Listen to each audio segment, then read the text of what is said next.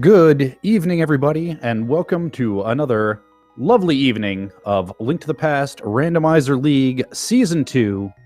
We've got Land of the Blind versus Team Challenged, Worldwide Wimpy representing the Land of the Blind, Xelnas representing Team Challenged, and full disclosure, I'm your commentator for the evening, Ben Creighton, and I am also part of Land of the Blind. I'm going to try and keep it cool, try to keep it nice, try to keep it even-handed here. As we jump into this evening's 7-7 seed, it's week 1 of the season. Pretty normal 7-7 defeat Ganon seed here today.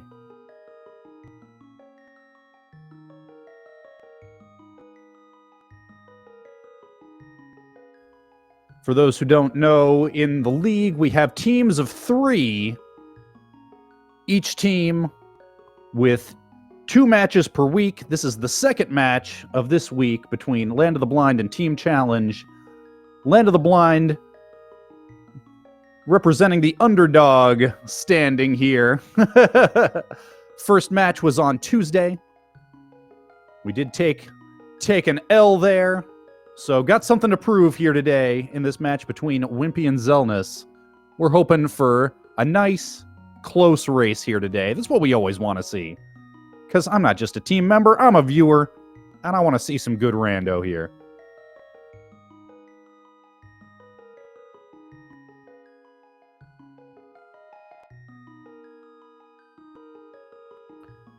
And we should be getting started any minute here.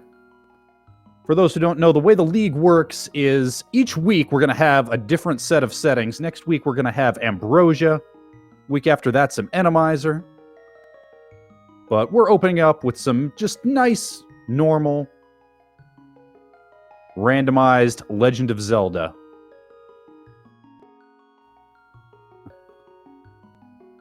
And up on Tuesday, we had Land of the Blind's Yodanashi versus Team Challenged Ridley Dragon. Ridley took the W in a very nasty seed. We're hoping for something a little easier this time, a little friendlier this time. Looks like we are off to the races, folks.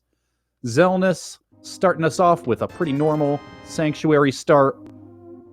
Worldwide Wimpy doing the same, so we're going to have some early sync here. See how these two runners decide to open things up.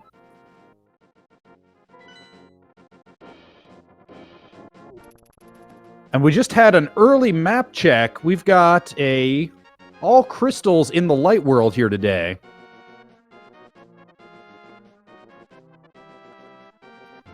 Xelnas heading to the Lost Woods, while Wimpy gives us a look at what might be hiding in the lumberjack hut.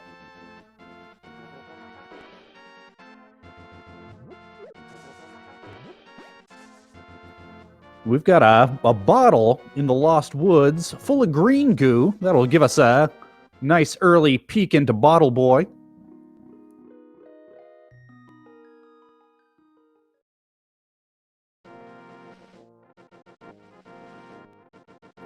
And I believe that was just a single arrow there in Lumberjack. And I hope you folks are willing to bear with me here. This will be my first time on solo comms. So I'm gonna try to keep those eagle eyes open and calls them like I see them. But please, folks in chat, let me know if I miss anything.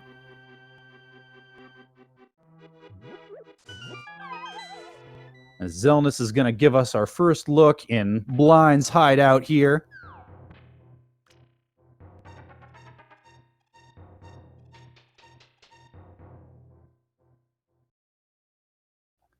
No bombs so far on either of our runners' screens. Might cause Xelnas a little trouble here. And yep, he's going to have to leave this bombable wall behind. There is one more chest there. He's going to have to come back to it later. And it looks like Wimpy might be avoiding that for the moment, hoping to pick up some bombs elsewhere. Now, Xelnas does have enough money to buy bombs if he decides to go that route. Meanwhile, Wimpy, let's see what the sick kid has for us. $100. So Wimpy now also has the money for bombs. As Xelnas picking up plenty of rupees, a couple of heart containers. Not a whole lot. Oh, but Wimpy gives us a hook shot there in the tavern. And it looks like everyone's favorite turban-wearing friend is handing out bombs today. Xelnas turning around, gonna go ahead and check those bombable walls. And Wimpy on the other end of the equation buys the bombs in the shop. That's gonna leave him with not quite enough rupees to talk to Turban Man, but he'll make up that lack pretty soon here.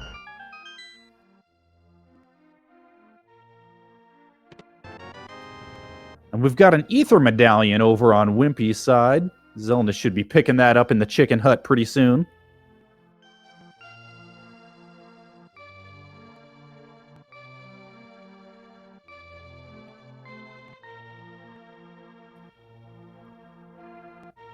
Still a pretty standard early start here. The next, I say standard, it is an open seed. Gotta be careful with that word standard. That refers to a setting that we're not using here today. But the typical next move at this point, as soon as Kakariko Village is all sorted out, would be to head to South Shore, but we'll see what our runners do here today. See if anybody has some big brain plays.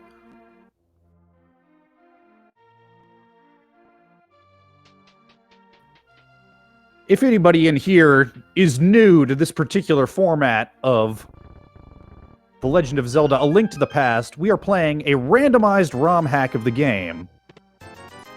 You might know a normal speed run, what we call an NMG speed run, where everything stays in the same spot. We decided it's a little too predictable. We want to shuffle things up. So each of these chests and other item checks, such as the sick kid that we're seeing on the right-hand side here, it could be absolutely anything. And we've got our two lovely runners competing to see who can find the most efficient route, figuring it out on the fly. Now that hook shot's going to come in nice and handy if our gentlemen do decide to head to the South Shore area, because that will allow them to fight the mini Moldorms in what we call Mini Moldorm Cave, one of our early accessible areas with 5 item checks.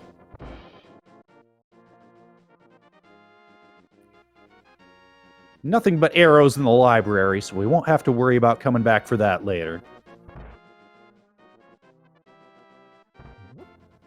And Worldwide Wimpy decides to head into race game, spends the bomb, decides to check it blind. This is one of those little judgment calls that runners like to make. We'll see if Xelnas... Yep, Xelnas doing the same. Some folks like to walk down a little farther to the south and potentially save some time if, as in this case, it's a worthless 10 arrows.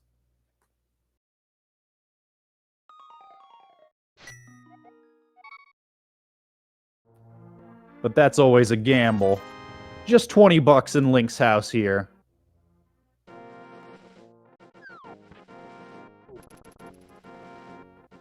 And it looks like Wimpy will, in fact, be heading south here. Making good use of that hook shot to just make sure those blue guards pose a little less of a threat.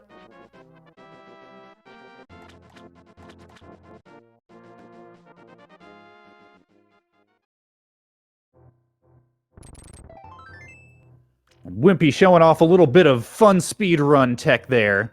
If you use a Y item while the block is being pushed, the game doesn't understand that the block is there, and you can just hookshot right over it. Saves you a screen transition, saves you a little bit of time. In what's a pretty close race so far, Xelnas showing off the same tech. And Wimpy's just a little bit behind, saved himself a little bit of time by getting bombs before heading into Blind's hideout and Kakariko well. It's still a very close race, as it tends to be this early in the proceedings.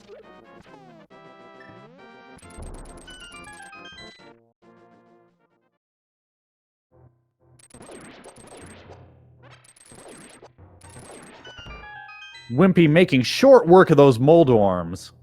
They can be slippery sometimes. Not a problem for Wimpy today. We've got 300 bucks. We've got some bombs. And a hammer. That's the big find here in Mini Moldorm Cave. The hammer is one of the 3 items that we will need in order to get Dark World access. The other 2 being a glove and a moon pearl. So that gets us just a little closer to that next big landmark. In the meantime, looking at Wimpy's rupee count, he's also getting close to Zora money. You do need 500 rupees to go purchase whatever King Zora might have. Of course, in the vanilla game, that would be flippers. In here, it's anybody's guess.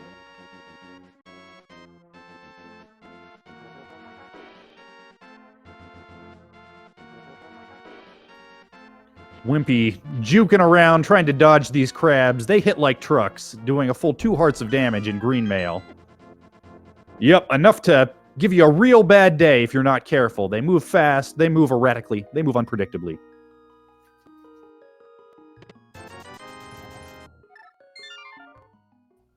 Wimpy grabbing 50 bucks out of the vanilla ice rod location and taking the save and quit. We'll see where he decides to go next.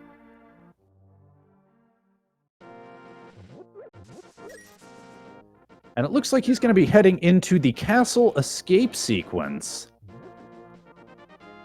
Having picked up the hammer, there's a few rooms coming up here where he will be required to defeat enemies to progress. And it looks like we've got our first bit of significant divergence here. Xelnas opting not to do the save and quit. Looks like he might be heading for a fake flipper play.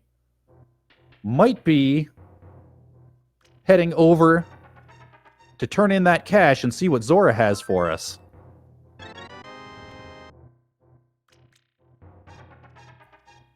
And yep, sure enough, Xelnas gets those fake flippers on the first try. This is a glitch familiar to runners of the Vanilla Speed game. Vanilla Speed game? The Vanilla Speed Run. If you hit the water while screen transitioning, it tricks the game into thinking you have flippers even when you don't. So this is a slight sequence break over here on Xelnas' side. We'll see if it pays off for him.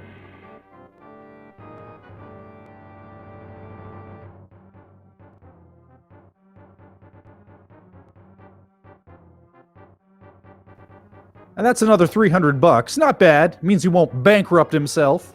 Doing another fake flipper to get out of Hobo. It's a nice, convenient quirk of the way the game is laid out, that there are 2 easy fake flipper spots that allow you to route in these particular checks quite easily.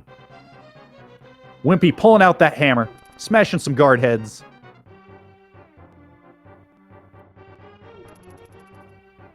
And heading deeper into the Hyrule dungeons. Now over on Xelnas' side, he's having to bypass the waterfall ferry. You cannot enter that with fake flippers. Well, you can, but it won't do you any good, because you can't check chests while swimming. And it looks like we have an ice rod on Zora Ledge.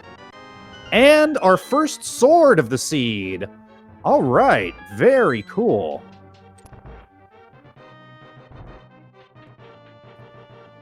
Now, the only use for Ice Rod, it's going to be a long night, folks. The only use for Ice Rod is to defeat Trinex in Turtle Rock.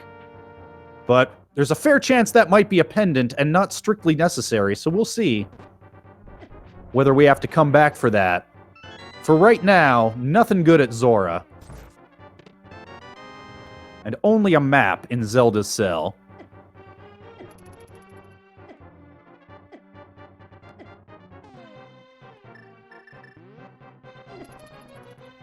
Meanwhile, Wimpy setting up a death warp here. It looks like he might be thinking of taking the dark room to check what's in what we call Dark Cross area. Now, normally, of course, in the vanilla game, you would have the lantern, which would give you a light cone to navigate these darkened rooms. Without that, Wimpy is going to have to navigate these rooms by memory, with only the sparkle from that fighter's sword to guide him. This is one of the easier dark rooms in the game. And with 6 hearts to play with, I think he should be alright. But we'll find out.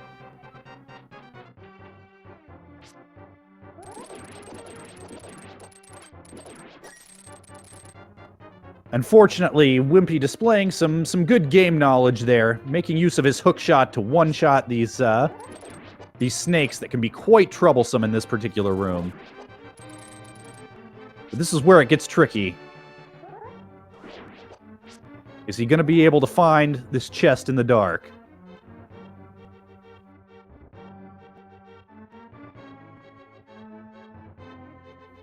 And sure enough, Wimpy seems to be having a little trouble with it.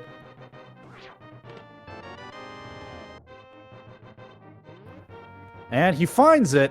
We're not able to see what it is, but he's opening up his menu, trying to see if he notices anything new in his inventory. I did not notice anything new. This is another slightly trickier room coming up. He's going to have to blind kill a rat. Unfortunately, our eagle-eyed tracker, as well as the fine folks in chat, have better eyes than I do.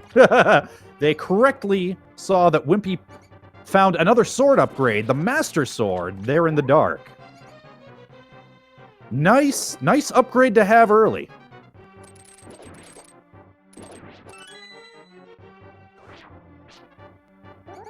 Wimpy, with that nice hook shot, was able to get that key without too much trouble from that rat. That can be a troublesome spot if he decides to juke you.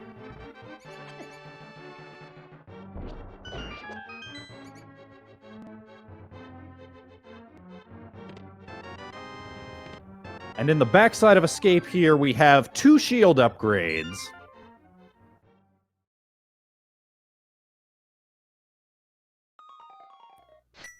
But not much in the way of progression. So both of our sequence breaks, that dark room navigation is never required by the logic of the game.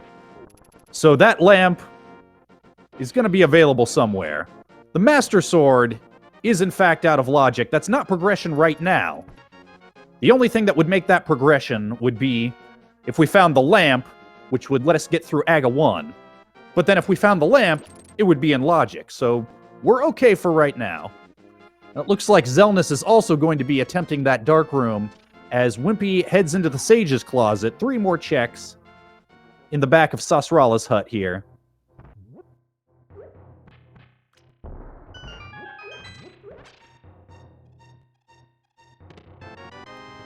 We've got the cape, we've got some blue mail, another nice convenience item, and a shovel. That's what we call a fetch quest item. It's an item that only opens up exactly 1 other check.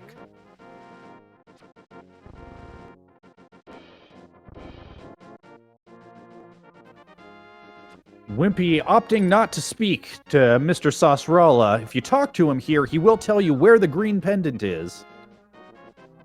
But Wimpy is headed to Eastern Palace. There are 3 items to be found in here, which are not necessarily all in logic. Some may be locked behind the lamp logically. It's one of the easier dark rooms to navigate in the game. And then, of course, the boss of Eastern Palace is locked behind the bow. So unless we get really lucky and find a French vanilla bow, this is going to be a double dip. And we have another sword upgrade. So Wimpy with blue mailed and tempered sword, not looking so wimpy today. Meanwhile, Xelnas making those dark rooms look easy. No problems over there.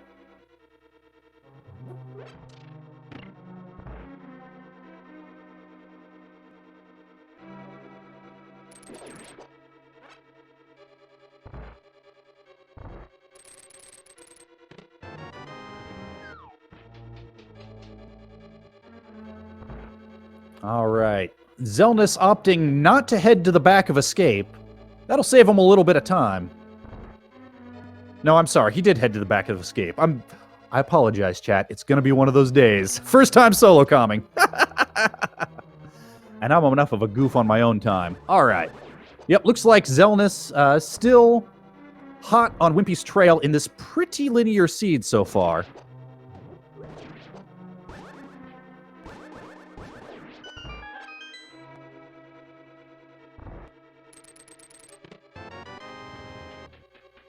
And that's the big key, meaning that the item here in this chest will, in fact, be in logic. Let's see what it is. And it is a fire rod. There's our fire source. Very nice.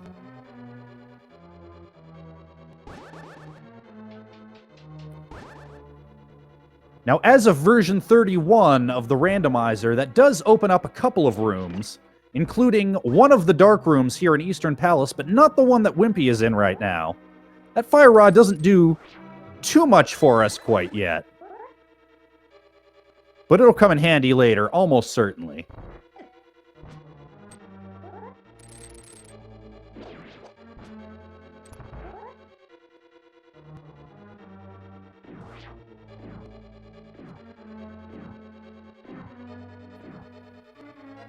And as chat points out, as they so often do, what our runners don't want to see here is a lamp, because a lamp would put AGA 1 in logic. In order to go through the rest of the Hyrule Castle sequence, you need the Master Sword, which both of our friends here have right now to get past the energized bat. You then need a lamp to navigate the dark room.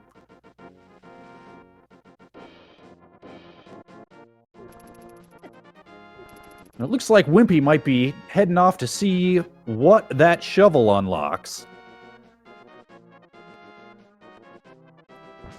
Now, I say they don't want to see that lamp because that AGA 1 is usually a skippable dungeon. And of course, in a speedrun, you want to skip everything you can. We have a vanilla flute there in Dig Spot. Very nice. Wimpy heading off to town to release everyone's favorite space duck that can fly him all over the map, but most importantly right now, that can fly him up to the mountain.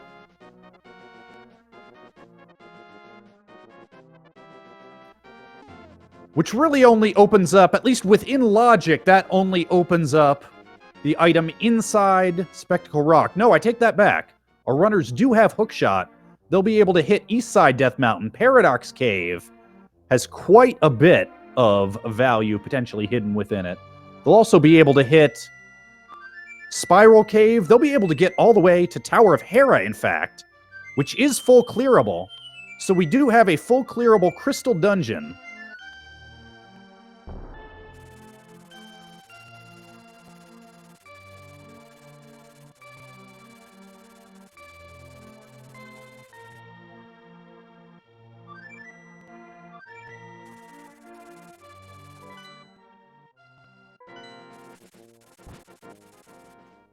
And it's just been about 20 minutes in. We've been seeing quite a few dark rooms here. Worldwide Wimpy doing a pretty standard play at this point. Again, one of the easier dark rooms in the game. It's going to navigate this dark cave and rescue the old man living on Death Mountain, who we affectionately refer to as Gary. That's one item check, not in logic, but perhaps more importantly, it opens up a third save and quit spot, which is very good to have, especially when you have that early flute. It's allows you to get a full heart fill up, leave the building much quicker than Sanctuary, and flute out wherever you need to go.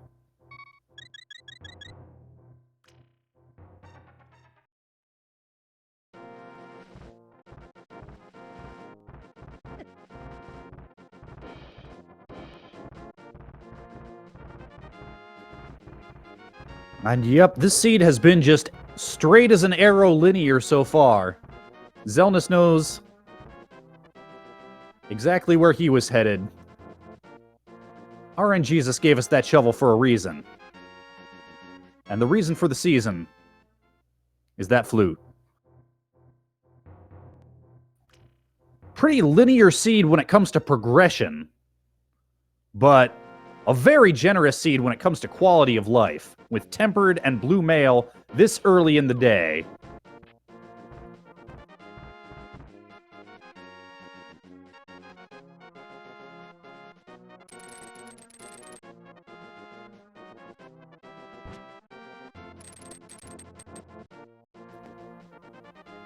Wimpy taking out some aggression on those dead rocks. I know we all feel like doing that sometimes. Just smacking them 2 or 3 more times than you strictly need to, because, seriously, heck those jerks.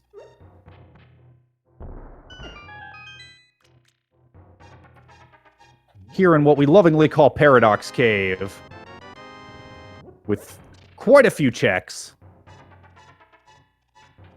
Just bombs so far.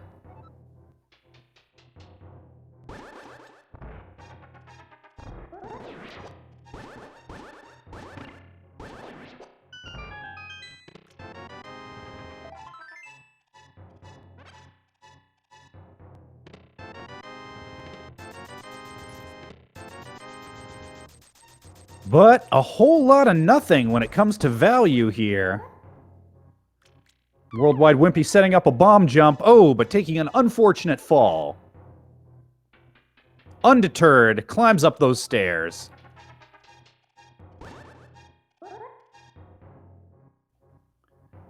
At this point, looking at the rupee count, there we go. Second time does it for Wimpy. And that's one of those bomb jumps that even if you take that first fall, climbing up, trying it again, if you can get it that second time, it's still faster than going the vanilla route.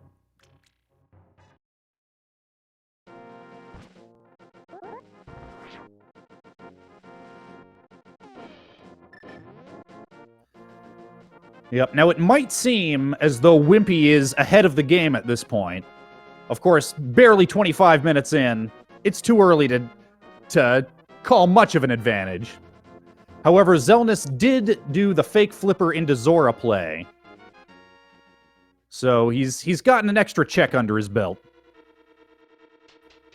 And that does mean, as chat rightly points out, he has that extra bit of information. He knows where that ice rod is. On the other hand, Wimpy, having picked up those flippers, he'll be able to collect that when he decides to head that way.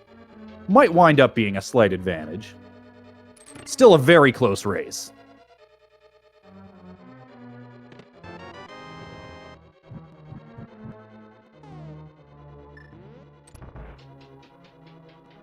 And Wimpy finding the small key, we know what that means.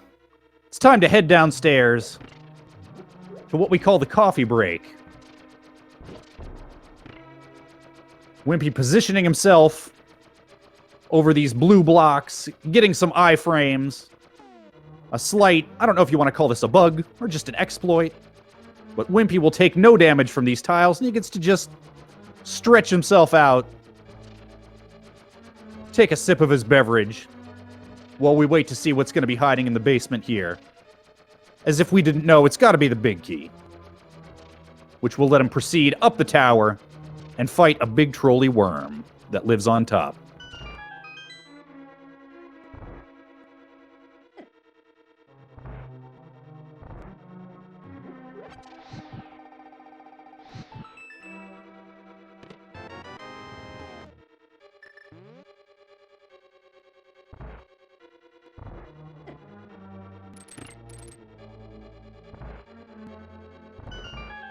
Wimpy making the long walk back upstairs. No mirror to make this quick today. And well, we've got a moment here. Let me just let everybody know that they can follow both our runners. They're here putting on a great show for all of us here today.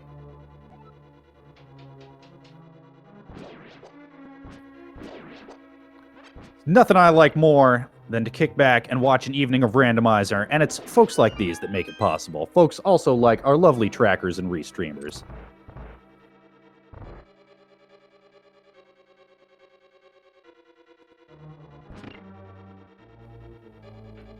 And Xelnas finding his own flippers. Hot on the heels, roughly a half dungeon behind, but still very early days. And there's that lamp bringing that sword upgrade back into logic. That lamp was hiding here in Hera Tower.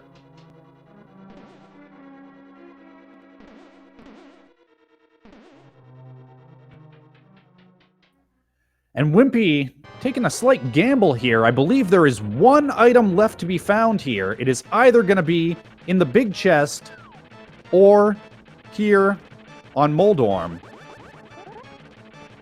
So, bit of a coin flip. We'll see if it pays off. Yep, we had... Oh, nope. I stand corrected. I stand corrected. See, this is why we have chat. This is why we have more brains than just mine on the case. We got flippers and lamp both here.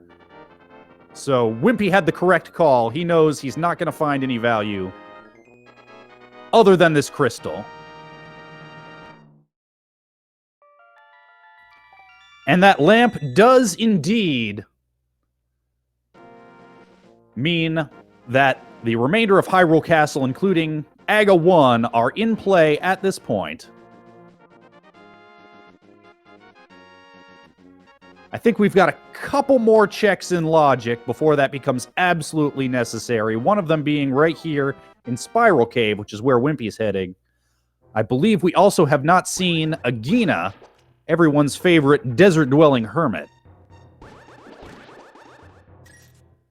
And chat with the big brain pointing out the waterfall as well, now that the flippers have been found. There's 2 checks in that fairy fountain behind the waterfall.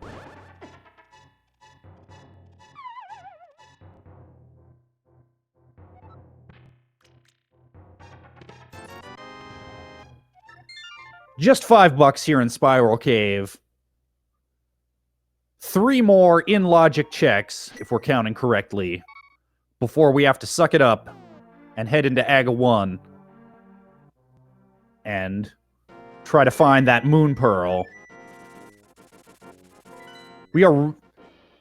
So we still only have Hammer of our 3 items that we need for Dark World access. We need both a Moon Pearl and a glove of some sort. So yeah, very, very linear seed here today. This is where efficient routing and execution really shine.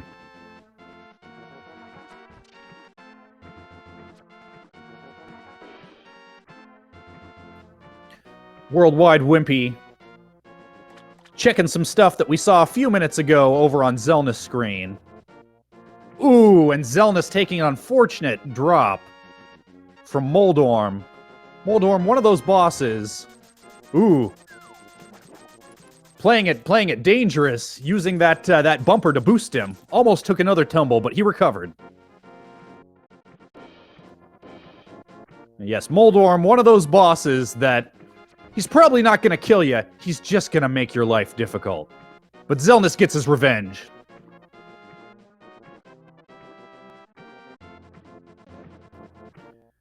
Meanwhile, Worldwide Wimpy gonna head into that fairy fountain and show us some new checks here. 2 out of our 3 remaining checks, having a bit of trouble with that water physics. It gets us all sometimes. Circling that portal. Feels like you're circling the drain sometimes. That's okay. Wimpy dumping a bit of magic. You can also get a free bottle refill. Don't know what it'll be, but he's determined to find out. Ah! And he gets a blue goo, potion upgrade, and a moon pearl. And a moon pearl. So it's looking like an Aga seed. It's looking like Aga might be our Dark World access.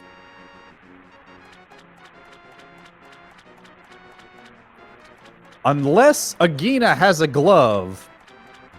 And at this point, Agina is one of those checks that is so far out of the way that it wouldn't be a terrible idea to just go do Aga 1 first. Especially as of version 31, the odds have been shifted in such a way that it is, you see You see Aga Seeds more often than you did in V30, but Xelnas is gonna find this out for us. He's heading to Agina. And we know he's gonna have to head back to that waterfall ferry. But he's putting it off. He made his choice to hit that early. And when you make that choice, you stick with it.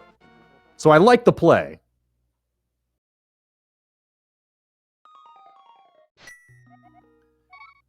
Yep, chat correctly pointing out, with the flute, Agina's not quite as far out of the way. But to no avail. Yep, Wimpy came to the same conclusion. I got this flute. I'll go to Aga. To Agina, rather. But we've got an Aga Seed here today, ladies and gentlemen.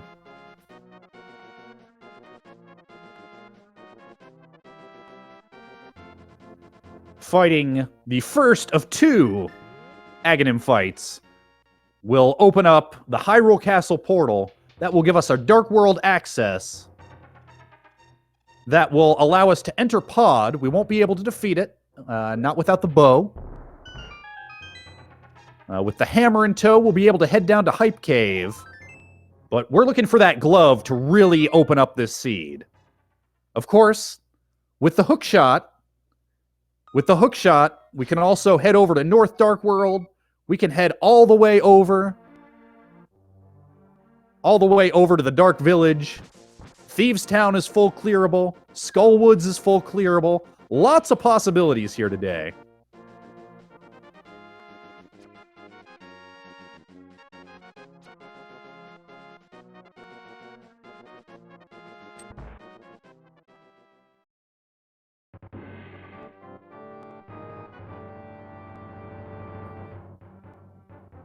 Most of the Dark World is available here, the Dark Overworld at least. But it's just a matter of routing. Just a matter of routing. With no glove, you've got to be real careful with your routing, because if you skip something and it turns out to be necessary, that can be a big time sink. It takes so long to walk back.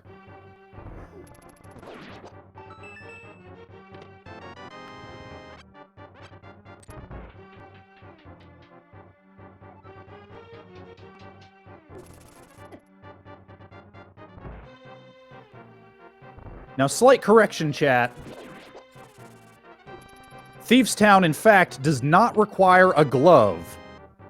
The way that most people clear it, the vast majority of the time you do have a glove before going into Thieves Town. It is possible, I'm fairly sure, to bypass that glove requirement. You don't see it often, because if you have a glove, you might as well just go the direct route. But there is a route to get around the large stone in Thieves Town. We'll see whether that bit of knowledge comes into play in today's race.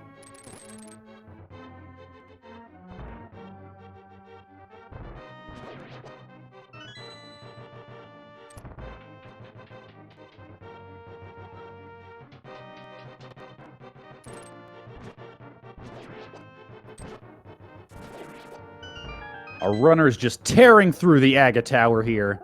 Between Blue Mail and Tempered Sword, they don't have much to be afraid of here.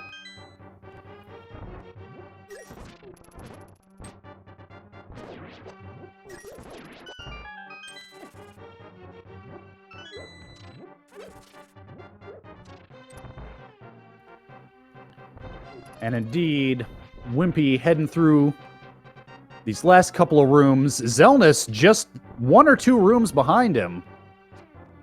Very close race here today. Ooh, Xelnas having a little bit of trouble with that red guard. Those red guards go aggro very easily. They can be a lot more pesky than you'd think. And we're about to play a little game where we guess how many blue balls will Aga throw at us here. This is one of the more RNG-dependent boss fights in the game, because Aghanim's pattern gives a 50-50 shot of either the energy balls that can be reflected, which is what you want to see. And look at this near sync here. This is beautiful. Xelnas just a cutscene behind. Not even a cutscene behind. Now, both of our runners will experience the same number of blue balls.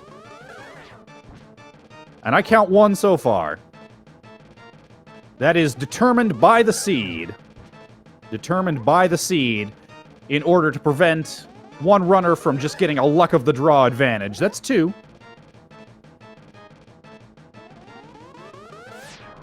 And at this point, over on the left, that is always a lightning blast.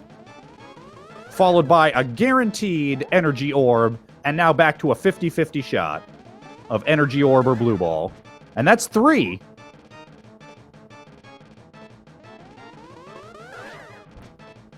That's 4. And 4 is kind of the cutoff. Once you hit 4, you're going to need to go through a whole nother cycle, which is unfortunate. But you're in a race, so you know that the other guy's dealing with exactly what you're dealing with. So it could be worse.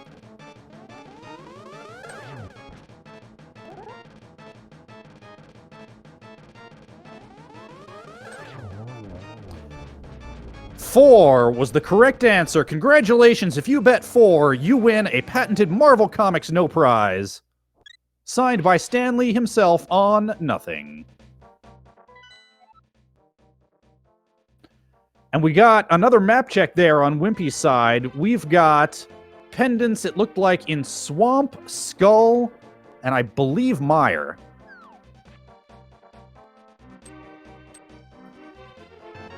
And we've got our first bow. Our eagle-eyed tracker is filling that in. Okay, looks like my eyeballs did not deceive me.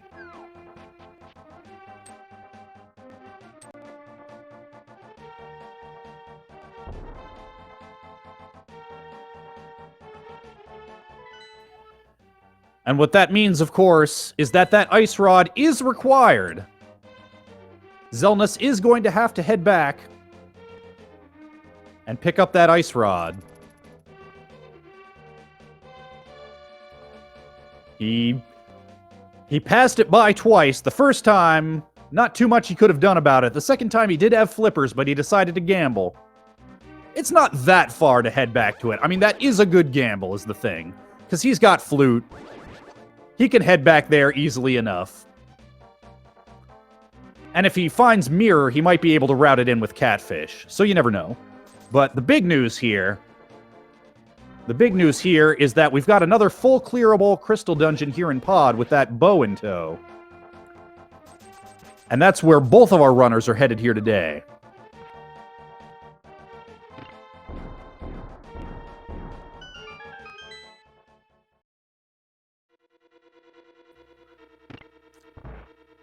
With, again, some very near sync in this quite linear seed here today. There are those who don't like a linear seed. I think it's fun sometimes, not all the time, but sometimes to just see an extra little bit of execution. To just really see that mirror match, and just let execution and routing make up the entire difference, as opposed to gambles.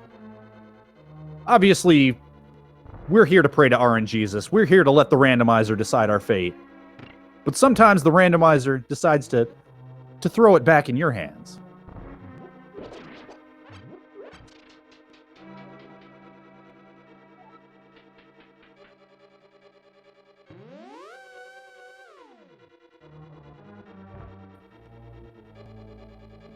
And yes, indeed, as chat rightly points out, Pod is bow-locked. This right-hand side will require bow to get past some mimics here. The seed was kind enough to deliver that bow into our hot little hands.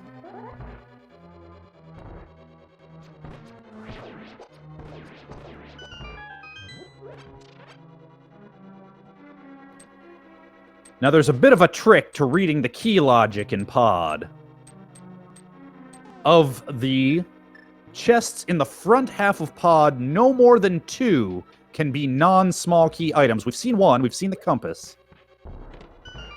If we see 1 more, we'll know that we can skip the vanilla big key chest.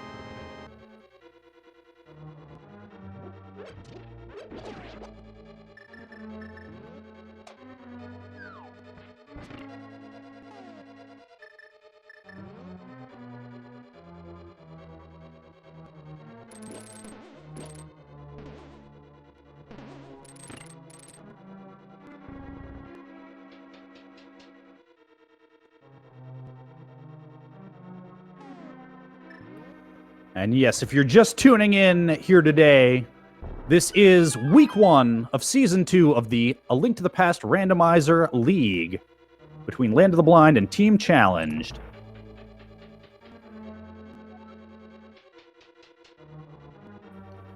We've got teams of 3, 64 teams of 3 in the league, duking it out.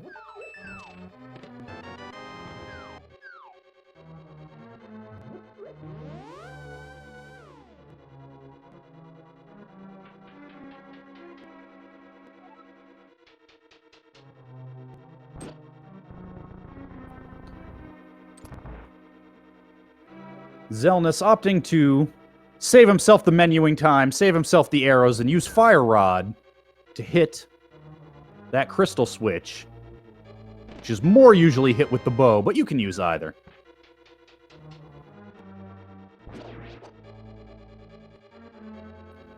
And there's that big key,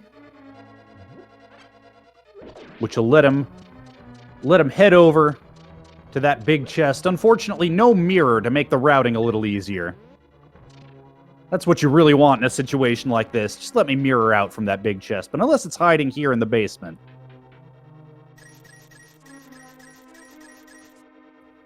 And just in case we didn't have enough cash on hand, some nice free rupee rooms.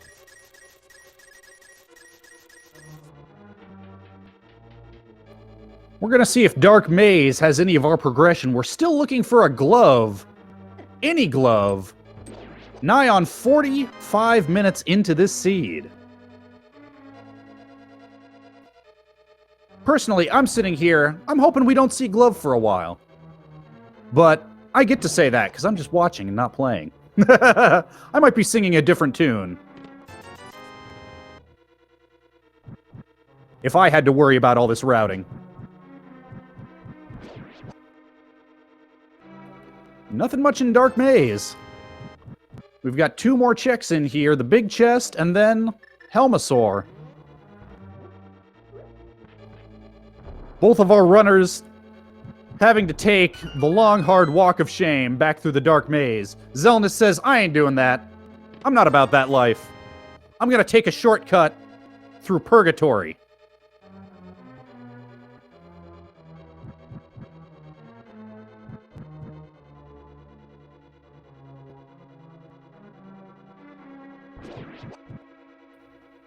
Wimpy decides to take the walk, and with 5 hearts and blue mail, hard to blame him. Of course, yes. All right, I had forgotten. Xelnas still has to pick up the stuff in the front side here, and it looks like he has correctly read his key logic. I suppose he didn't have to read his key logic now, did he? He didn't have any keys. So he knows that vanilla big chest, big key chest rather, has to be a key for a key. He's safe to skip it and just head straight to Helmasaur.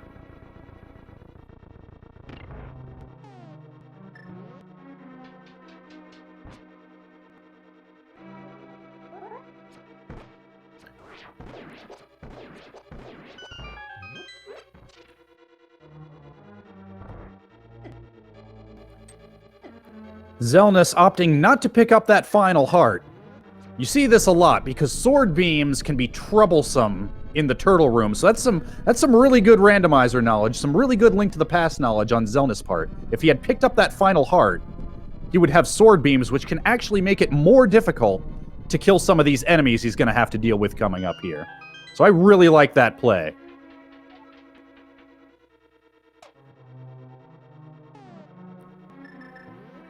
Meanwhile, speaking of health, Wimpy's looking pretty low with only 2 hearts to his name. Fortunately, he does have that blue goo in his back pocket, if Helmasaur decides to give him problems.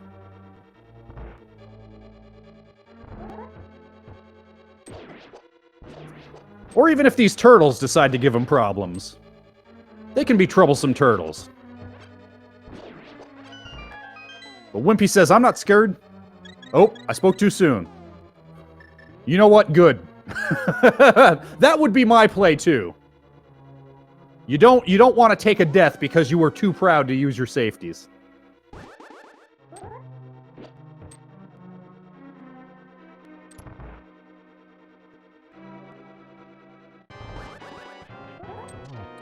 And now we've got everyone's favorite masked scorpion turtle dinosaur. The one, the only Helmosaur. It takes 17, I believe, hammer strikes to break his mask off.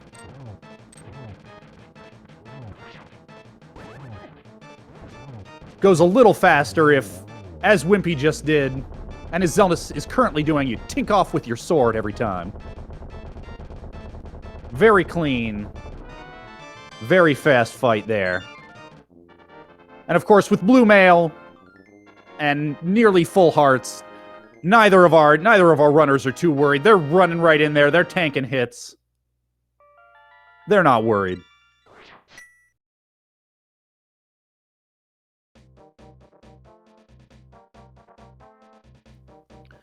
Still not much in the way of progression, but it's another crystal under the belt.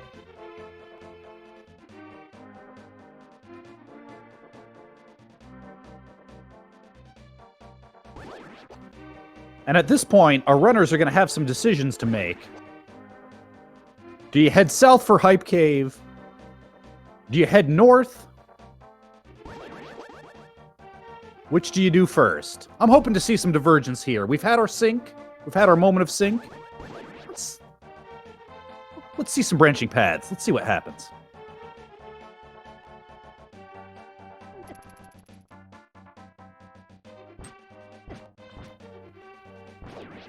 Wimpy heading south, heading to what we affectionately call Hype Cave.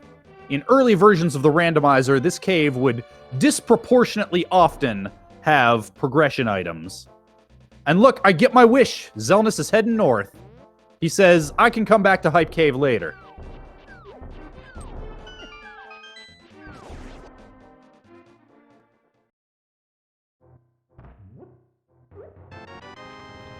We got a red mail in Hype Cave. The quality of life continues. We've got a red cane. And a book. And a book. All right. Well, that makes Desert Palace available with the book there. That red cane will come in handy later. But we're going to need Titans before that becomes much of a problem.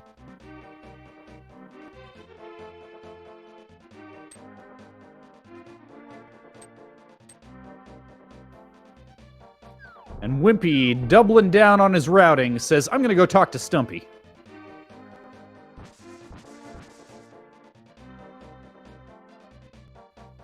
As Xelnas says, I'm going to follow the crystals. I know there's another crystal here in Skull Woods. I got that fire rod.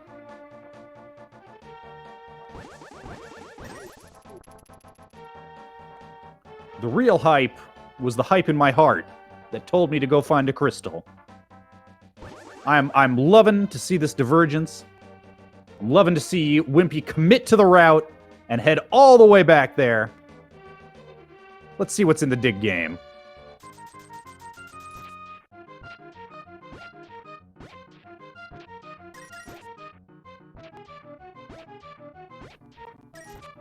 The mummies, Gibdos, as they're called.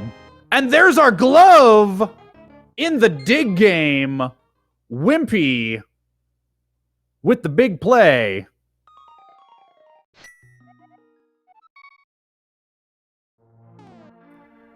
That's a huge find. That's a huge find. Now, we do have progressive gloves. There are 2 gloves to be found in the item pool. So I'm going to say, how great would it be? How great would it be right this moment if Xelnas found a glove on Moth? Can we call that out? What if Xelnas found a glove on Moth right now? What if everybody could be right? That would be amazing. That's what I'm hoping to see.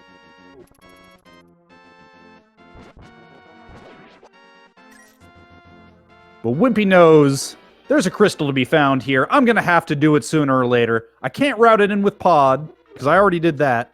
Let's just grab this crystal. Meanwhile, Xelnas doing Skull Woods back to front. There are 2 items to be found in Skull Woods. And if you're lucky, they might both be in the back here, so you might as well try this first.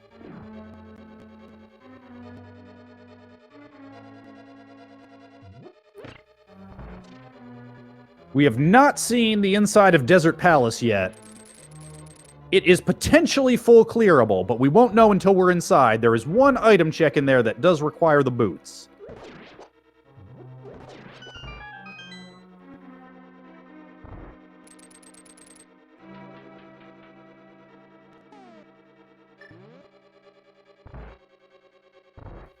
And my eyes are glued on Xelnas' screen right now as he jukes around in this Moth fight, taking some unfortunate spike hits, and Moth's movement patterns have been very rude, but Xelnas is a skilled runner, he knows what he's doing, he's not afraid, and he takes down the Moth for a big key and a crystal.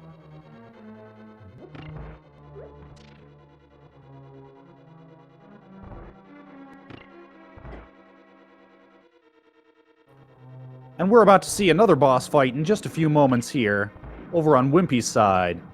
He's gonna fight some Armos Knights. Ah, and chat with the big brain, chat with the attention to detail, says Ben. That wasn't a crystal, that was a pendant. And you're right, it's exactly what it was.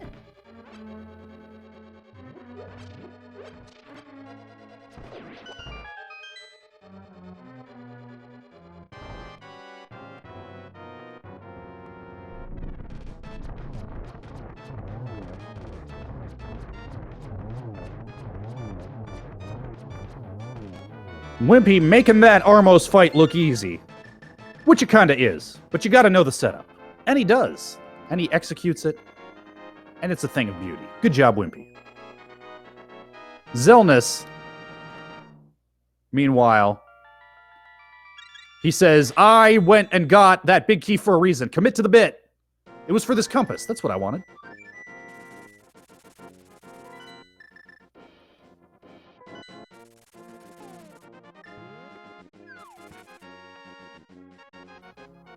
All right, we're about to get our question from earlier answered. What is inside Desert Palace? We know one thing that's inside, which is a crystal. I know this because I looked at the tracker like good commentators do. What we don't know is whether we will be able to access that crystal without the boots, but we'll find out in just a moment.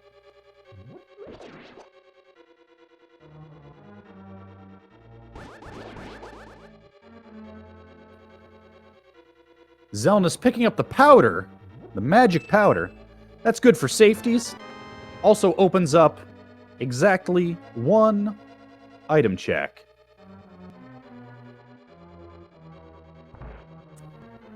And unfortunately, that is the big key on the torch there. Desert is boots locked. No value in desert today.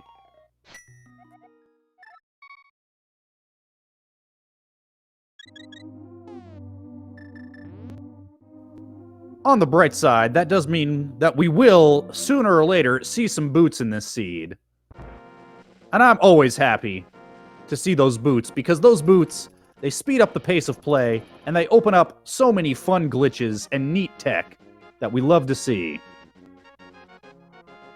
Xelnas heading down into the Dark Village area. And we've got another fun bit of sync coming up here, potentially. As Wimpy taking the long route to the village portal, and there's those boots! There's those boots! The boots were hiding in the chest game all along. So that'll be a nice little time save for Xelnas. Won't have to jump into desert twice. He'll be able to knock it out on the first visit.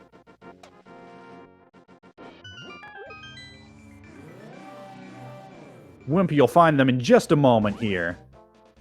Hot on Xelnas' heels into that dark village.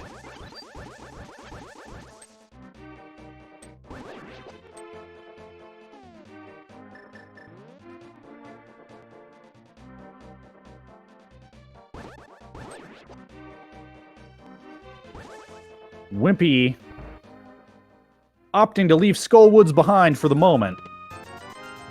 Could be the correct play. Unless that powder winds up coming in handy. Xelnas heading into Thieves Town.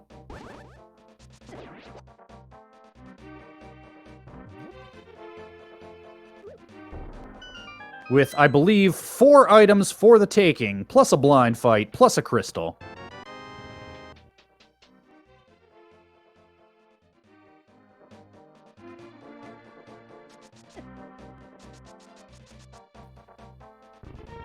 And Xelnas showing off a nice bit of game knowledge there. There is a hidden bunny beam under that little piece of scaffolding. Pulls out that powder and says, I don't want to be a bunny, I want to have full hearts. And I can make that happen with this magic.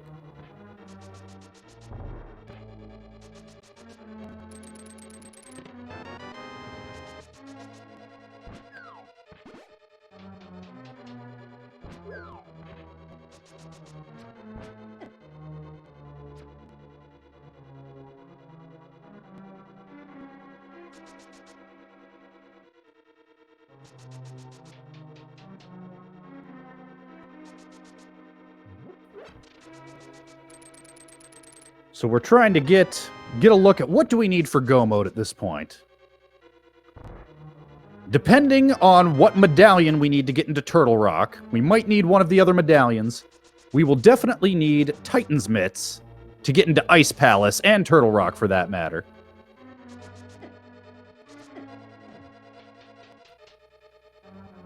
But potentially as few as just the one more item for Go mode. Here, not quite an hour into this seed. Or I should say no mode. Because, of course, we, the viewing audience, can see what's where between both of our runners here.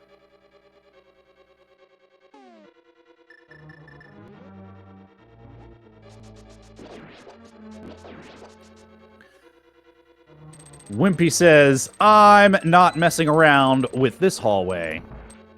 I'm gonna use this cape. I'm not too proud to burn a little bit of magic and save myself some hearts.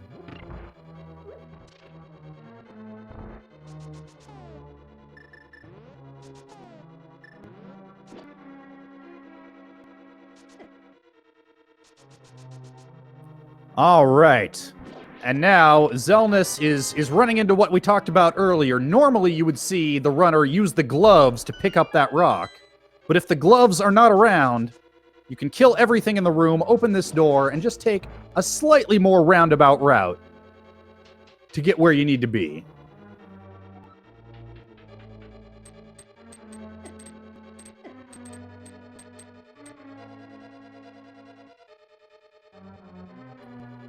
And when Wimpy catches up to him in a second, we'll see him show off what's the more typical route. Xelnas finding a bottle down here in the maiden cell. Taking another safety fairy here, making good use of that powder. Fun fact, Xelnas picked up the skull before powdering that bunny beam. That is not actually necessary. You can just powder the skull directly and get the same benefit.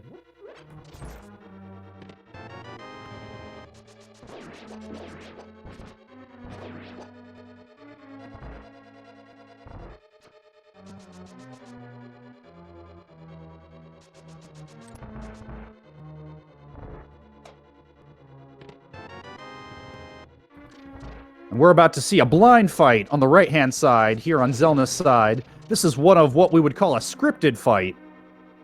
Blind will always move the same way if you do. So if you know the pattern, you can beat him the same way every time with very little risk. Xelnas getting off script a little bit, but it's not going to stop him. It's not going to stop him. Blind doesn't even get one hit in. And there's our other glove! See? See? Look at that. That's beautiful. And that does mean that Wimpy is about to pick up the Titan's Mitts, which puts him, I believe, into what we call Schrodinger's Go mode. He may be in Go mode, which is to say he may, in fact, have all of the items that he needs to collect all 7 crystals and complete the game. But we will not know whether that is the case until we see which medallion is required to get into Turtle Rock.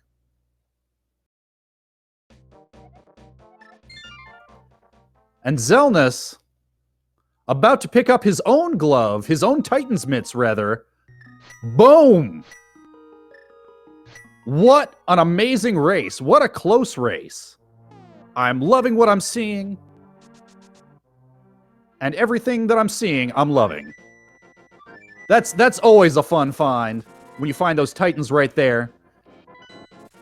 Because Xelnas was thinking, this is a one-way trip as soon as I pass these dark rocks. Oh no, turns out I can go back and find my frog friend.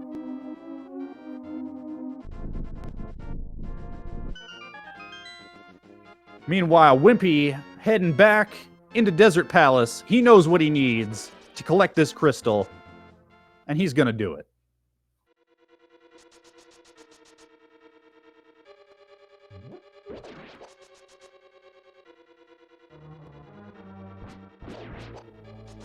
Xelnas heading into Hype Cave with his frog friend. He's about to find his red cane.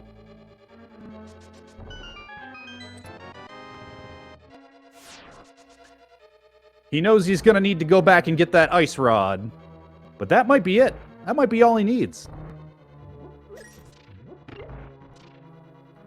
And of course, he's going to grab that red mail as well. And the book. He will need that book as well. So, all things told, all things considered, pretty good Hype Cave today. Couple of progression items. A very nice convenience item.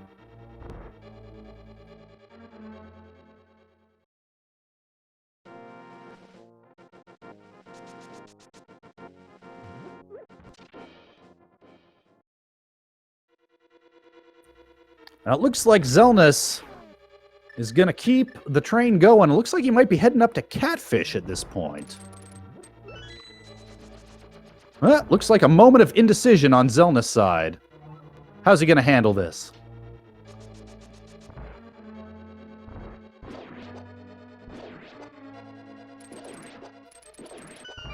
And you know, I like to see that sometimes. Makes me feel better about the times when I need to take a pause and take stock and potentially spend a couple seconds thinking, but save myself a couple minutes making a bad decision because I didn't think about it hard enough. So I appreciate seeing that on Xelna's side.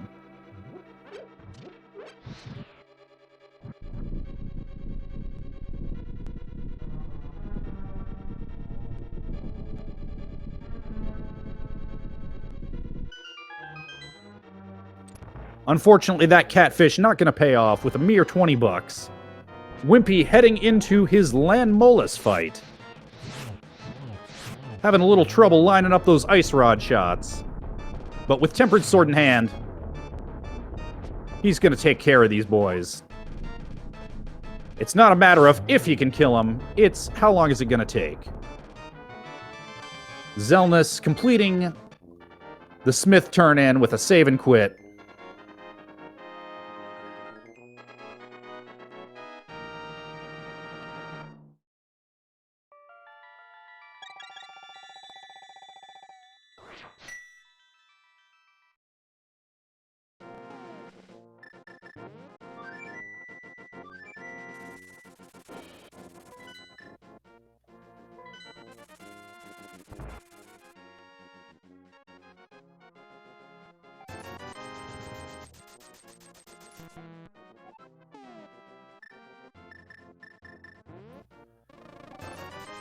Worldwide Wimpy setting loose a bee, and we're about to see over on Xelna's side, is this powder from Skullwoods gonna come in handy?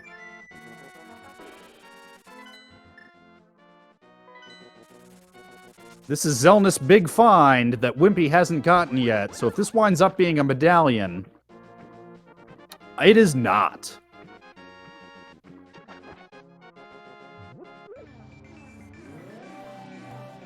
Now, Wimpy heading off into the Ice Palace here. There's an argument to be made at this point when you're in Schrodinger's Go mode, for heading up to Turtle Rock. Which it looks like that might be what... Oh, nope. Xelnas is also looks like headed into Ice Palace.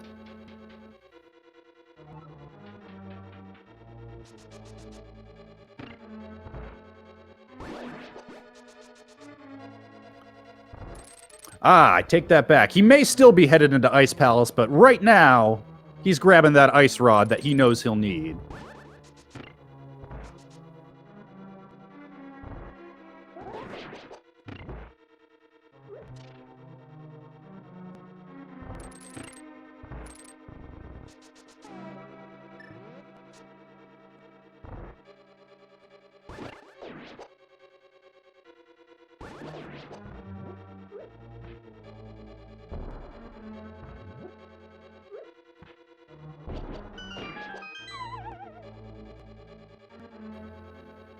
Wimpy, in just a few moments here, is going to be coming up against the fabled Ice Palace bomb jump.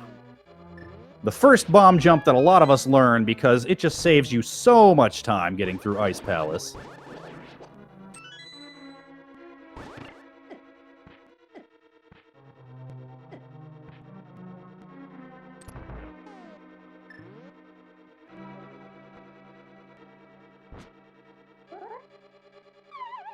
Not the toughest bomb jump in the game, but certainly not the easiest either. With a limited time window, once you drop that bomb to line it up. Ooh, and Wimpy having a little bit of trouble with it here. Mayhaps the nerves are getting to our boy Wimpy. He did pick up some safeties, which he may need in a moment here. Oh ho!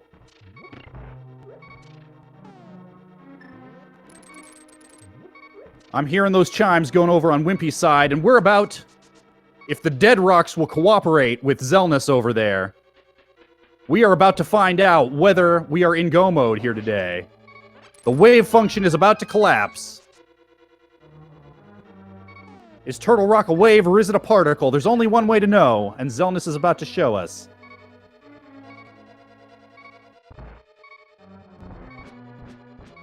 We are in Go mode, folks! Meanwhile, my heart is in my throat over here on Wimpy's side. Wimpy, you got those potions, Wimpy.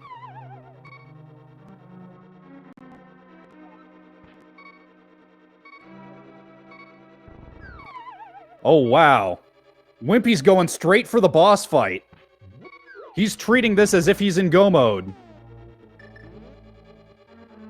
Oh, wow. He's making the big brain gamble. He says, I'm not gonna bother looking for items in here.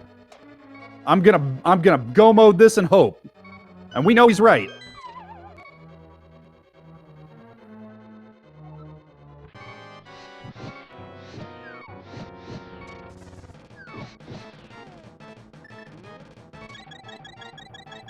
If you could see my eyes looking at Wimpy's screen, they're as big as saucers right now. But he did make it. He did not get murdered by that falling ice. Well, not yet. He's trying. But he went to pick up those safeties for a reason.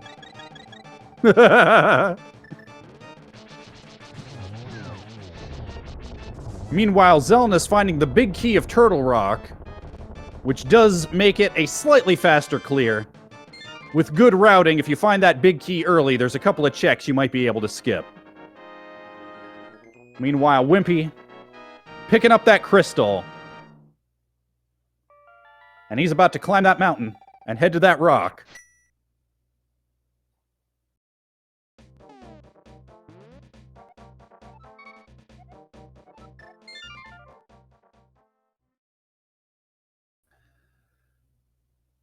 And with Xelnas not having touched Eastern Desert or Ice at this point, Wimpy has a pretty good lead, but A lot of things can definitely happen.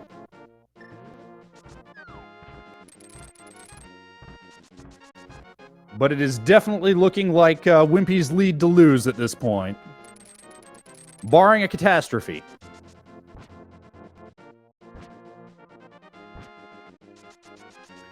My eyes were glued to Xelnas' screen. I did not see if Wimpy opted to refill his bottles before heading up here.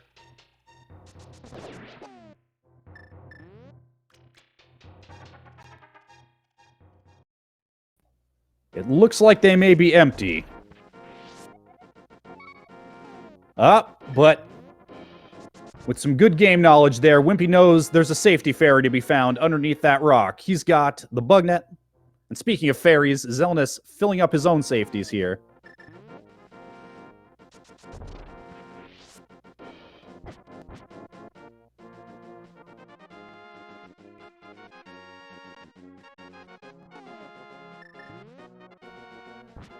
Xelnas stealing this key.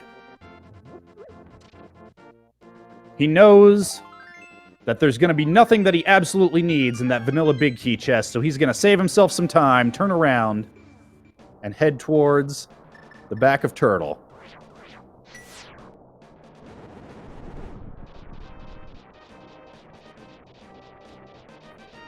He also knows with only 2 more small keys, small key doors, and 2 small keys in his pocket, he can skip that big chest and beeline straight for Trinex.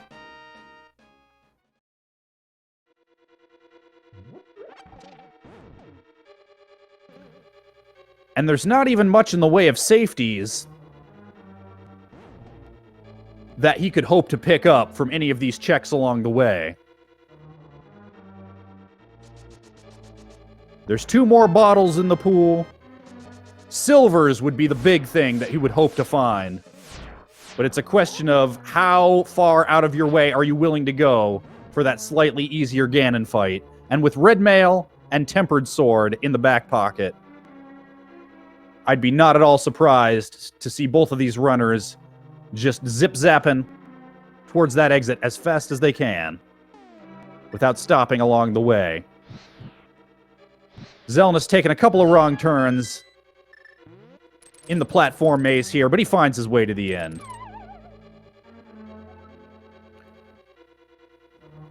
Taking an unfortunate tumble.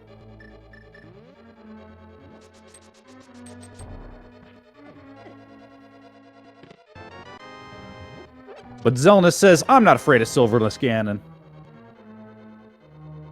I don't need that laser bridge. I don't care what's on there. And by the way, I'm going to use these swag Red Cane strats to get through this room. Because that's the kind of runner he is.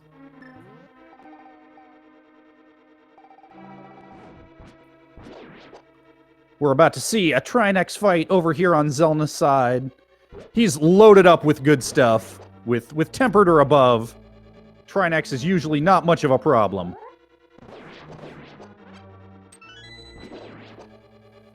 Xelnas just a little bit slow on taking care of that first head, so he's going to have to deal with some ice floors. And in fact, still manages to take care of that ice head. Not a problem. He's wading in. He's tanking hits. He's not scared. He wants this over and done with quickly. He doesn't care how much it hurts.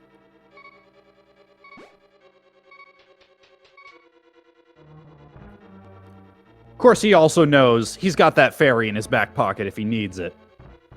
Speaking of how much it hurts, Wimpy, with only 1 heart, he's also got a fairy in his back pocket. He can afford to play it a little dangerous.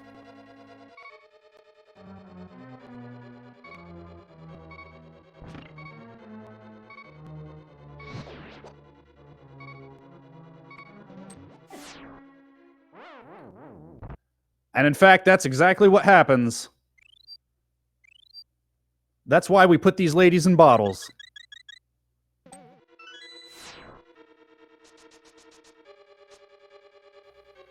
Unfortunately, with no powder to his name, Wimpy's going to find it slightly more difficult to refill that bottle. Meanwhile, Xelnas heading back down the mountain. He's got a couple, 3 more dungeons left to tackle. Whereas Wimpy will be able, once he defeats Turtle Rock, to head straight to Ganon's Tower.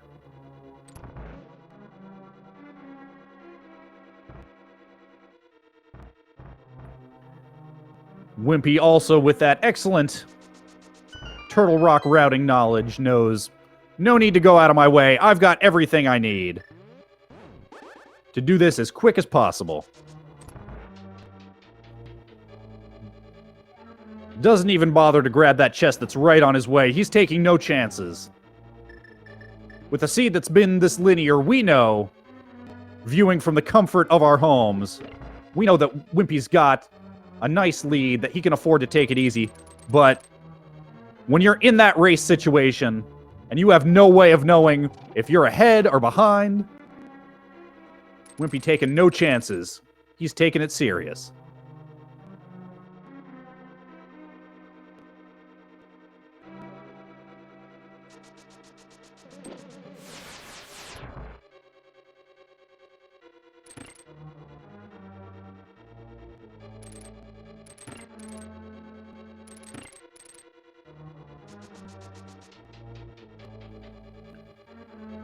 As Wimpy heads into his own Trinex fight, let's just take a moment to remind everybody you can follow both these runners. You can follow their teammates. You can visit ALTTPRleague.com to check the league standings. Team challenged versus Land of the Blind here today. Land of the Blind looking for a come-from-behind victory after losing the first match against Team Challenged just this Tuesday.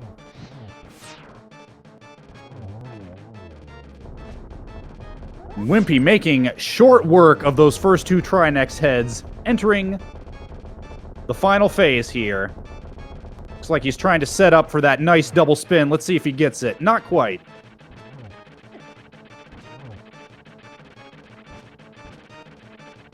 Oh. Oh, Wimpy. Oh, Wimpy, you're gonna give me a heart attack, Wimpy. Okay. Okay.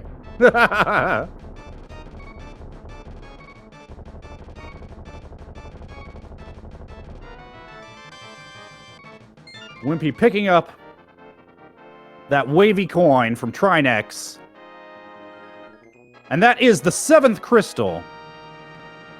And that means we've got a game that we like to play. And I see our eagle-eyed tracker, Dark Diplomat, starting that game up in chat. We like to bet, where is that GT Big Key going to be hiding?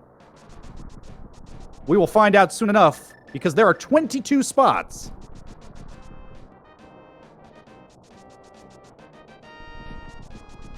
Personally, I always vote 2. Because we're also going to need a small key. So first chest, small key, second chest, big key. That's what I like to see in GT.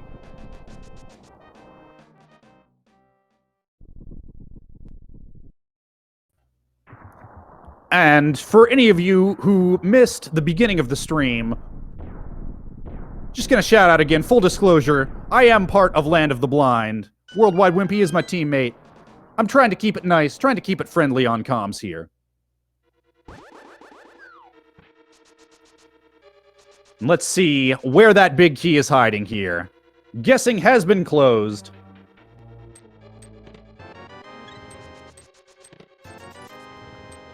The first 2 checks, nothing doing. Wimpy with a pretty standard opening salvo into GT, checking Hope Room first. With no small key, he can't go right. This torch here, that's the 3rd check. Rip Bob.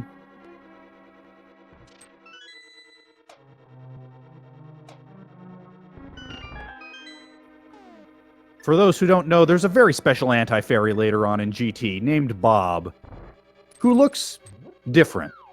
Not worse, just different. He's a special boy, but he only remains special as long as the item on that torch remains in place. Don't ask me why. It has to do with SNES assembly code magic that I don't understand.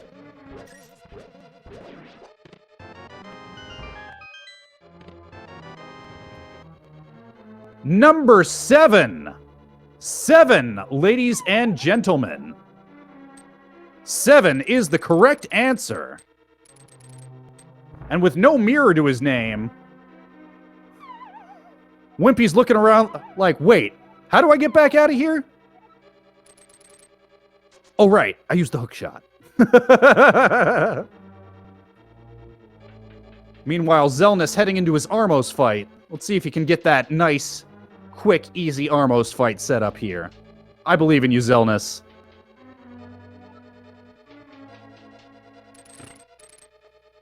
Xelnas using a slightly different setup on Armos here. Let's it gets away from him just a little. Oh, Xelnas. Xelnas. 2 more shots. You can do it, Xelnas. Oh, pulling it out. A clutch victory with his last arrow. Awesome job, Xelnas. And as I turn my attention back over to Wimpy's screen, I'm hearing the chimes that mean he is in deadly danger. I'm not sure if he has another fairy in his back pocket or not.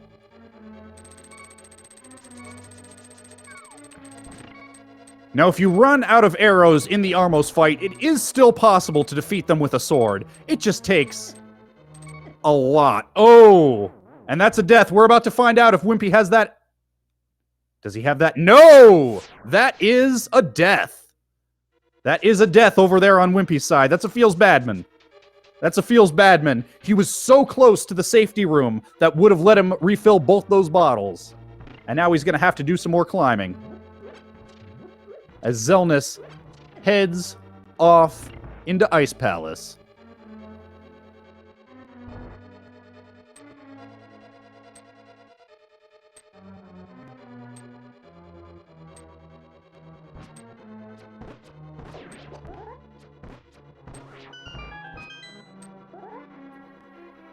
Wimpy showing off some more of that fun tech with these mimics. Possible to remote control them by grabbing onto a wall.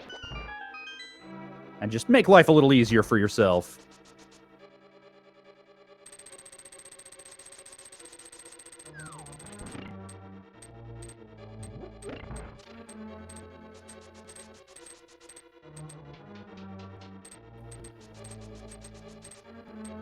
And right here, Xelnas heading into Ice Palace. He knows he can go mode it. I figured that this would be his advantage, having checked Turtle Rock first. But 'twas not to be. Wimpy decided to take the gamble and go mode it as well. Wimpy heading into what we call the safety room. Fun fact about this room, the only way to enter this room is to use the boots to bonk off those blocks. And my understanding is, it is the fact that that is there that the programmers of Randomizer use as evidence that that dash bonk is in fact an intended interaction. It is not a glitch. And so the logic does account for it in other spots, particularly Misery Mire. Because the original devs over at Nintendo, in the far-off days of the 90s, if they didn't know that that would happen when they first programmed the boots, they knew it by the time they designed Ganon's Tower.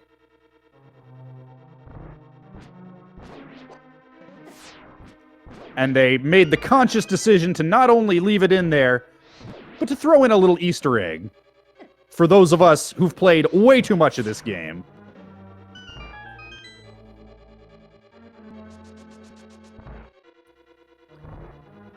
And right now, Wimpy's going to have to watch his magic meter.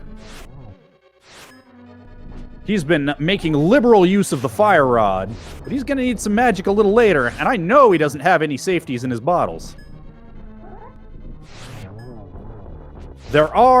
He does have half magic. Must have picked that up when I blinked at some point. And there are a couple of magic refills here. I think he should still be okay. But it's going to be a near thing. And yep, he knows what he's doing. He says, let me grab these safeties.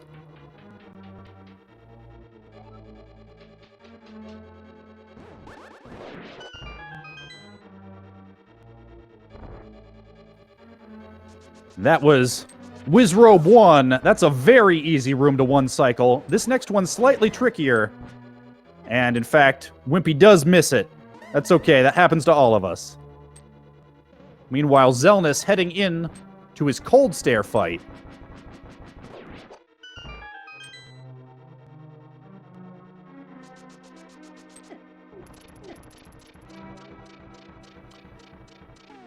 Wimpy having a little trouble with these pitchfork-wielding piggies.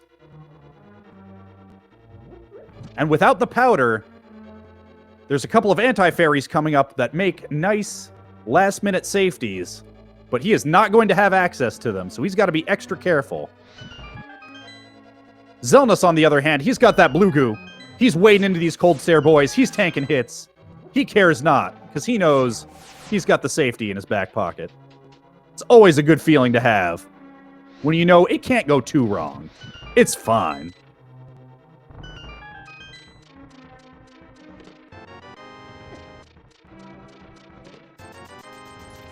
Wimpy checking some chests, maybe hoping to find a miracle bottle with a refill. Oh, I take that back.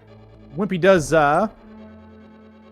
have the safety fairies that he got from the, or a safety fairy that he got from the safety room. So he's in okay shape.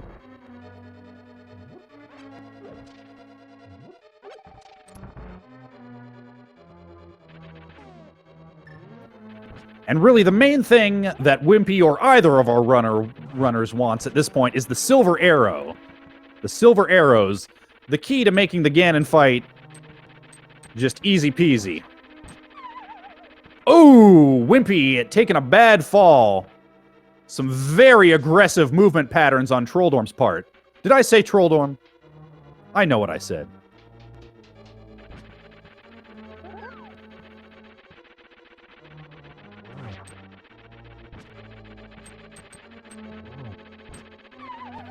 And that's a second fall, courtesy of the trolliest boss in the game.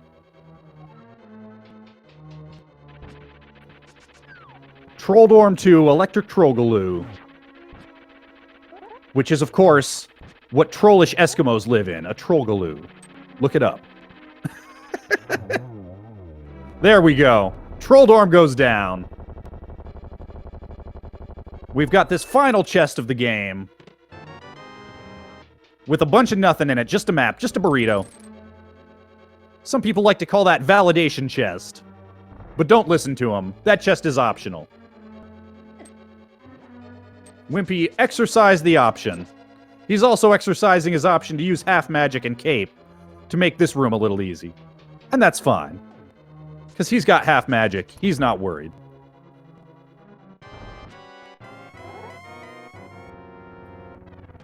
We're about to have an advanced geometry test over here on Wimpy's side. That's a 2. A 2 on the first question. 2 energy orbs right in Aghanim's face. I think he got 2 on that second one as well. Sometimes when the hits register close, they don't register as 2 hits. Regardless, Wimpy making short work of that triple wizard. Oh, and folks, in case you were wondering, where's that mirror hiding? It's there in Hookshot Cave.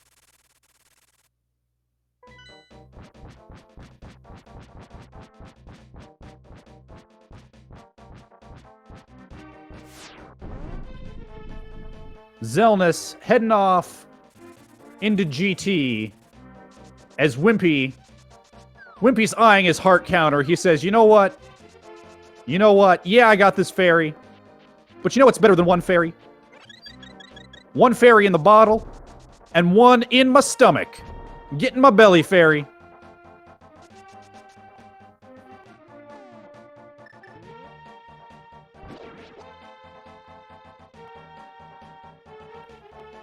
Wimpy heading into the Ganon fight with Tempered Sword, Red Mail, half magic, roughly 1 3/4 magic bars, and 2 safety fairies.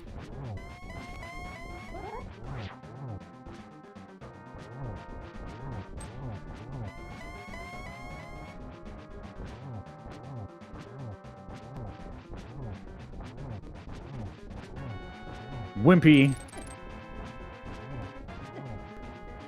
having a little bit of problems with those circling bats.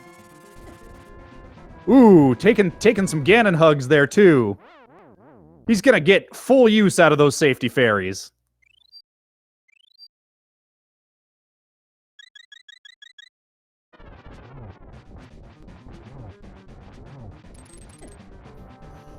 And Wimpy, maybe it's just the nerves after this seed.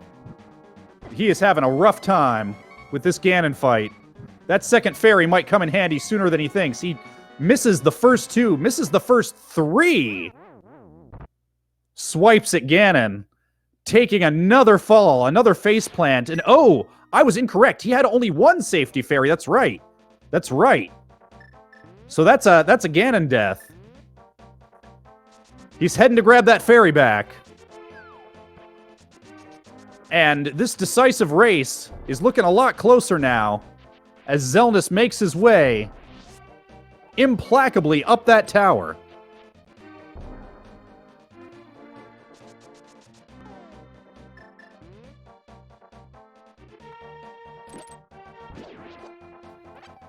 Those bats being very rude to Wimpy. Let's see if he can get his revenge.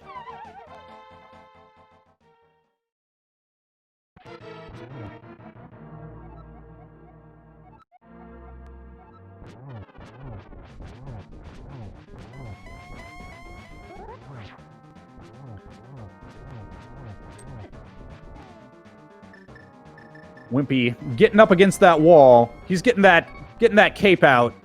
Decides, let's keep it secret, keep it safe. Let's not mess around here. Ooh, impeccable timing on that cape use.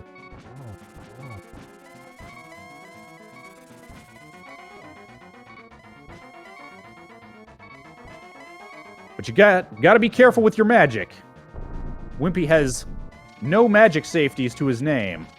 What he does have is a tempered sword and a dream. What he does not have is silver arrows. He's gonna have to use some spin strats to take Ganon down here.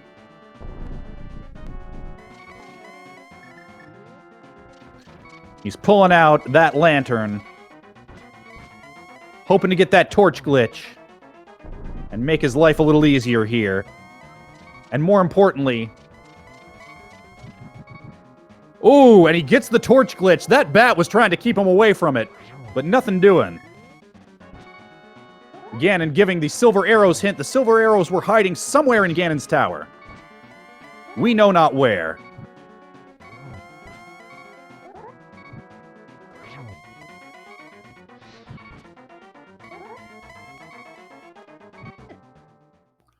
Ooh, taking a bad bat hit. That fairy's coming to the rescue.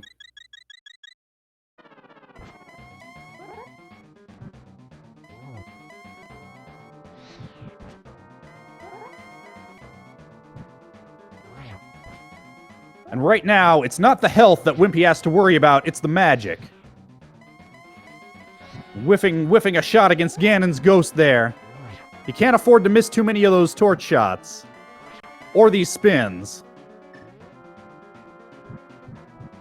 And Wimpy comes to the same conclusion, pulls out the lantern, which uses less magic. I think he's got one more puff with that lantern. Oh, looks like maybe two. Ooh, misses another spin. That's another hit. Ooh, that bat was looking mean and ornery. But that does it. That does it. That's a dead pig. Wimpy has only one more to go. Only one more obstacle to overcome, the fabled bridge. It's gotten all of us at least once. But not today. Wimpy finishing in first place in this one-on-one race. With an official SRL time of 1 hour, 36 minutes, and 56 seconds. Congratulations to Worldwide Wimpy, bringing us the first victory of the Land of the Blind team here in Season 2 of the ALTTPR League. As we turn our attention over to Xelnas' side, finishing up his Moldorm 2 fight, heading over into his Agatu. And we'll see if he has a better time with everyone's favorite Big Bacony Pig than Wimpy did.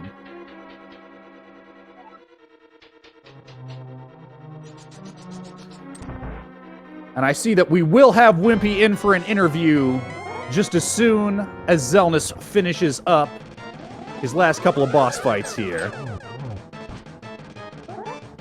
Xelnas opening up his Agatu fight with a nice double.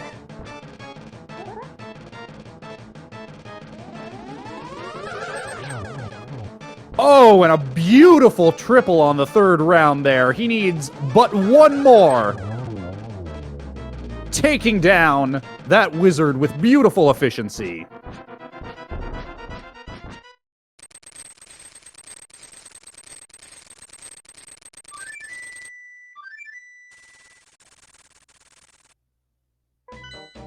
And I know what I want to see here. Let's see a nice, clean Ganon fight. I want to see Xelnas put this pig in his place. That bat crashing through the ceiling. How'd that duck get into the Dark World? Does the duck have a moon pearl? How did the duck not turn into... What would a duck even turn into in the Dark World? I don't know. We'll never know. Unless the duck gets hit by a bunny beam.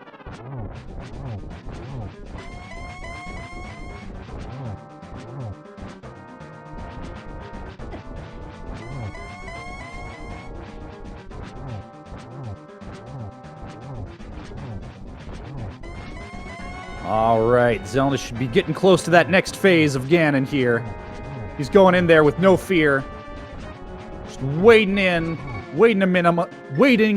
amongst those fire bats.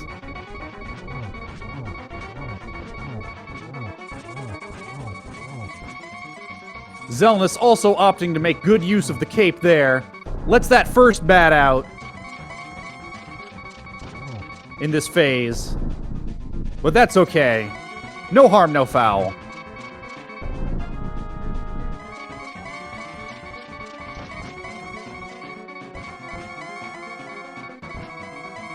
Ganon just zippy-zapping around the room. We call those trolliports. Very rude trolliports. I do believe this is the first we've heard. Xelnas likes the fast beeps. He likes to know when he's low in health. No chance that he'll ignore that.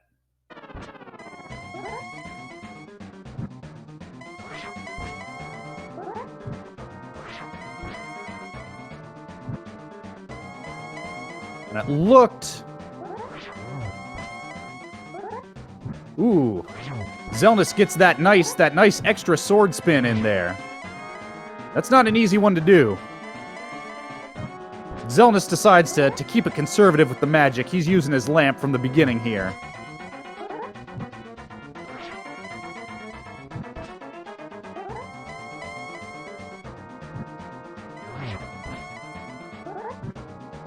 Xelnas just giving us a nice little class on how you handle Silverless Ganon here.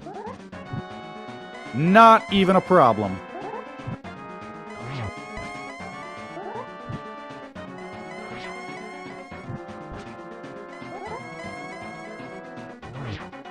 Ooh, getting the timing just a little bit off, wasting a little bit of time. Waiting for Ganon to stop being blue here. Or at least for his clothes to stop being blue. The rest of Ganon's always blue. Dabba-dee, dabba-die. Life goes on. Even when Ganon's cape is blue.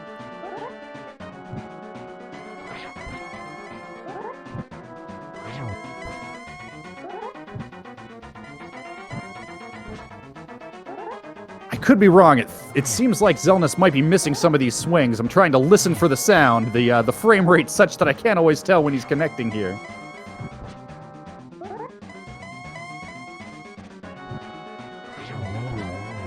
Well, that one definitely connected. GG to Xelnas. Coming in second place with an official SRL time of 1 hour, 42 minutes, and 32 seconds. GG to Xelnas.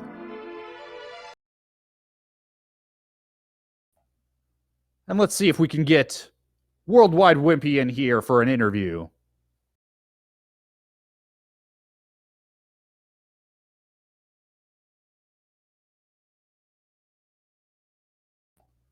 Wimpy, congratulations, sir. Give me 1 second. For some reason, my audio is not going through.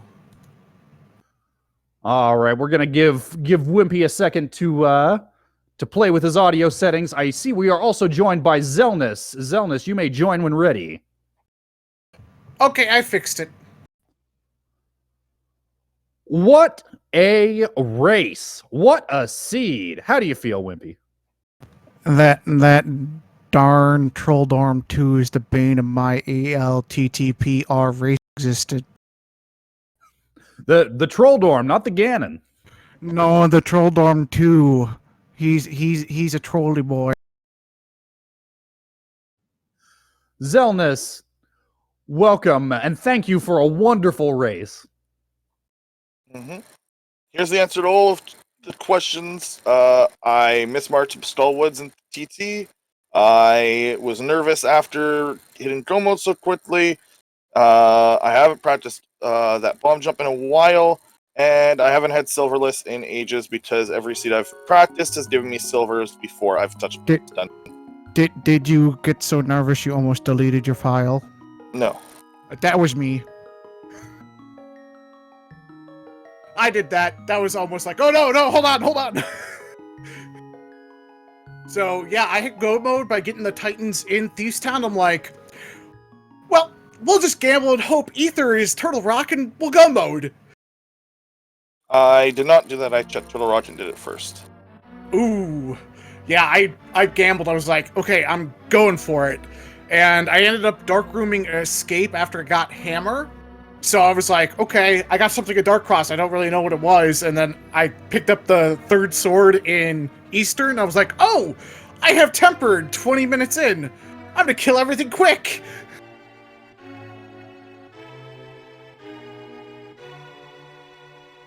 Ugh. But GG, Suzel. That was... I thought you were on my tail the whole time.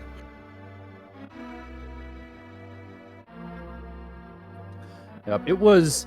For the first hour or so, it was an incredibly close race.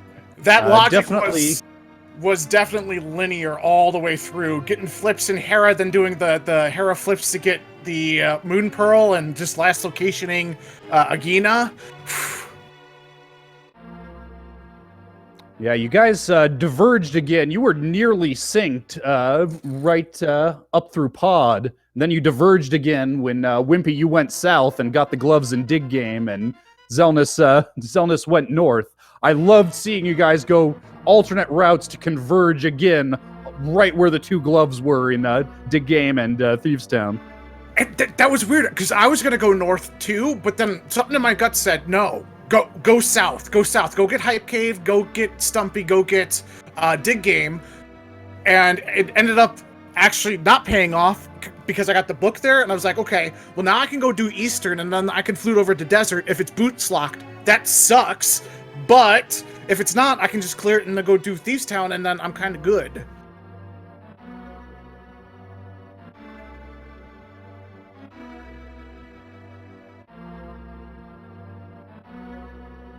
I don't know how Zell did in Skullwoods. I see he ended up doing that. I heard he mismarked it or something. I almost did that too, so... Yeah, I just marked it wrong for some reason. When I looked at it the first time, I thought I saw Thieves Town, Swamp, and Misery Mire as the pendants. So that's what I did. For doing a whole extra dungeon and having a couple of unlucky gambles, that was a remarkably close race. I had my heart in my throat when Wimpy took a bad death on Ganon, and you were just plowing through the tower, just closing the gap every moment.